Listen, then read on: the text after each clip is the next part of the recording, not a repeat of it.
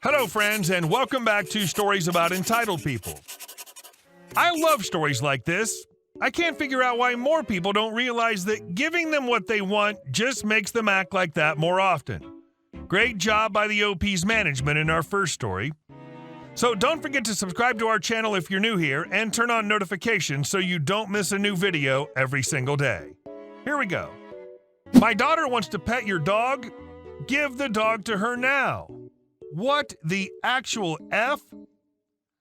Today I didn't have school, so I decided since it was a pretty sunny day where I live to take my little dog, a 6-month-old King Charles Cavalier, for a walk. My dog's name is Lily, by the way. Everything goes well at first. I'm just walking around in my neighborhood looking at how adorable my puppy is as she walks in front of me and smells everything.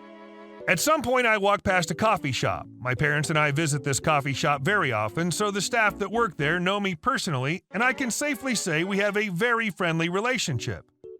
And there's a mother, our future entitled parent, sitting on the outside tables of the coffee shop with her child that was about 9 or 10 years old. I would normally just walk past her, but her child got excited seeing my dog and started screaming that she wants to pet it. So I just smile and lower myself to stand beside Lily as the little girl comes over to pet it. The first few seconds are going great. The little girl pets her head gently and asks me about my dog's gender, how old she is, etc. Then out of the blue, she starts pulling my dog's ears roughly and Lily starts whimpering. Me takes kid's hands off my dog's ears as softly as possible. She doesn't like that, sweetheart. It hurts her ears. EP stands up from her chair aggressively, surprising both me and her child. Excuse me, did you just touch my child? Me.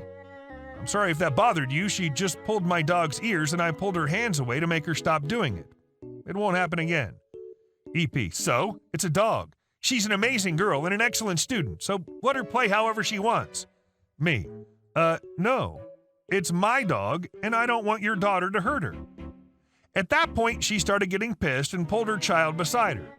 So I stood up as well and took Lily in my arms. Kid. Mommy, I want the dog.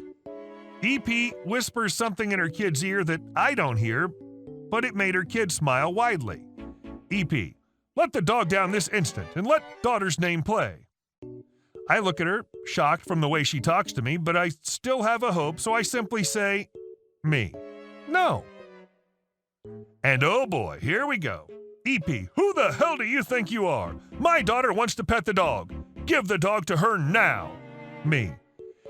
I don't know how, but still somehow calm. I'm the owner of the dog, and I don't want to do that. I try to walk past her, but she blocks my way with her body. EP, my daughter wants the dog. I tried to be polite, but you are so rude and terrible. Give the dog to me. And she seriously pushed me and tried to take Lily away from my arms. I somehow managed to step back on time and not lose my balance. The coffee shop manager, that's also a friend of mine, appears and separates us since we were practically shouting at this point. Coffee manager. Is there a problem here? EP. Yes, there is. This girl has taken our dog away from my daughter's arms and refuses to give it back. She claimed my dog is hers. I was so stunned that I couldn't even move my mouth to defend myself. Coffee shop manager points at Lily. You're talking about this dog? EP. Yes. Coffee shop manager. I'm sorry, ma'am, but I happen to know for a fact that this is her dog, not yours. EP. No, it's our dog. My daughter wants it. Coffee shop manager. No, it's not. And I don't care if she does. I'm going to politely ask you to leave now. She hissed some offensive words, made a little more of a scene, and then started gathering her things. I just went inside to drink a little water because I was shook. Before they leave, I heard the little brat saying something along the lines of, "But you said this would work. You said I could have the dog and take it home." I never believed that people like this actually exist. This bee literally tried to steal my dog. I'm still shocked, and my face is red like a bloody tomato.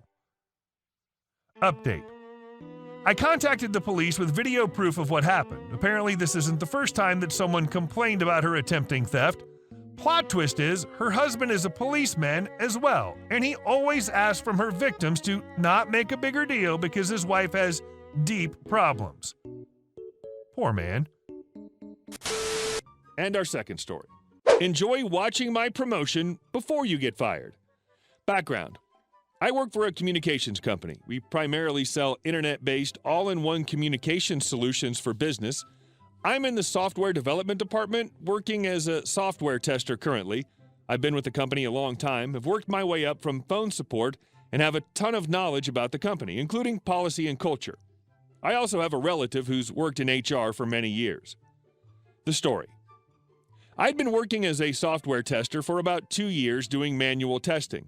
Our team was fairly unsupervised as we didn't really have a manager, but the company was expanding quickly, so they hired us a manager. Enter Jay the a-hole. At first, things were fine. He was just learning the company. However, it was odd that he never asked anyone for any information. He just said he'd do his own research and spent the first month online reading stuff. Not sure what that taught him about our company specifically, though. After the first month, he hit the ground running. He immediately started creating automation tests, adding to the existing testing code, and creating stupid rules that made no sense. He broke tons of crap and took credit for work that wasn't his. Everyone hated him, and we all referred to him as effing Jay. For the most part, we all ignored him. As of this point, no one had specifically said he was our manager. He was just here to help provide direction. Fast forward a few months, and everyone on the team wants to quit. No one can stand him. He and I butt heads more so than others because I know he's wrong, and I make my decisions based on the best interests of our customers. He hated that I never get in trouble, but I was hand-selected for this position by our CIO. He knows how hard I work. Well, Jay keeps trying to get me in trouble, and he finally succeeds. I get a write-up from him that's my final warning. I've never been written up before. I talk to my HR family member, review the company handbook, then go to HR with my write-up. I fight and I win. I get a warning instead, and Jay is livid. He gives me the stink eye for months. Fast forward again, and he's still after me. But I have a family emergency come up and have to move out of town. I apply to work from home, and my request is granted. Jay can't stand it. He tries to fight it and convince the company not to let me. However, he's not high enough up the chain to override my approval from a C-level manager. He's running out of time to get me fired. I'm in the office working late daily, planning for my move and finishing up some work to allow me time for the move. One of the company's policies for our department is that everyone gets to work from home 1 day a week. You pick as long as it isn't a Monday or a Friday. People often use this to work from home when sick. Well, I have a medical condition that sometimes requires I take medicine that means I can't drive a car. I emailed the office and let them know I was going to work from home due to being sick. I work for about 30 minutes, then Jay sends me a message. He tells me that employees are not allowed to pick when they work from home, and I need to take the day off and use PTO. I inform him that I've already worked part of the day and can't take PTO. He insists that I stop working immediately, so I do. I then contact HR because I know he's coming after me.